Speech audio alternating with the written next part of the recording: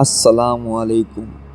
ایک دفعہ قبیلہ بنو سلیم کا ایک بوڑھا ضعیف آدمی مسلمان ہوا۔ حضور صلی اللہ علیہ وآلہ وسلم نے اسے دین کی ضروری احکام و مسائل بتائے اور پھر اس سے پوچھا کہ تیرے پاس کچھ مال بھی ہے؟ اس نے کہا، خدا کی قسم بنی سلیم کے 3000 آدمیوں میں سب سے زیادہ غریب اور فقیر میں ہی ہوں۔ حضور صلی اللہ علیہ وآلہ وسلم نے صحابہ کی طرف دیکھا اور فرمایا، تم میں سے کون اس مسکین کی مدد کرے گا؟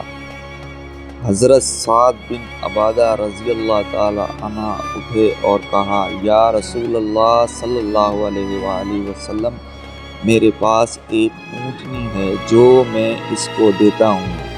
حضور صلی اللہ علیہ وآلہ وسلم نے پھر فرمایا، تم میں سے کون ہے جو اب اس کا سر ڈھانک دے؟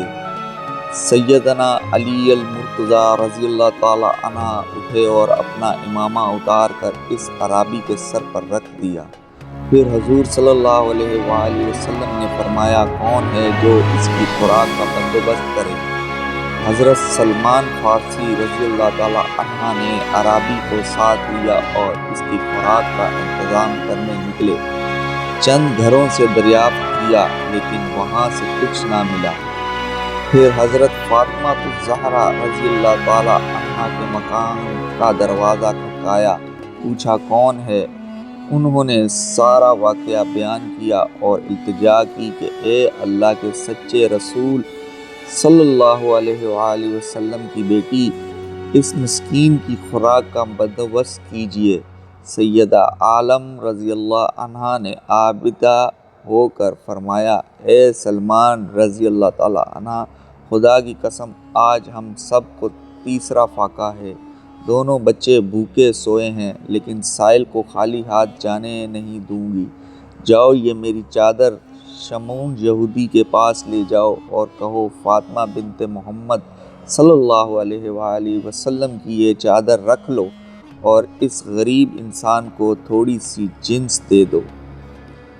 سلمان رضی اللہ تعالی عنہ اعرابی کو ساتھ لے کر یہودی کے پاس پہنچے۔ اس سے تمام کیفیت بیان کی۔ وہ حیران رہ گیا اور پھر پکار اٹھا، اے سلمان، خدا کی قسم یہ وہی لوگ ہیں جن کی خبر توریت میں دی گئی ہے۔ گواہ رہنا کہ میں فاطمہ رضی اللہ تعالی عنہ کے باپ صلی اللہ علیہ وآلہ وسلم پر ایمان لایا۔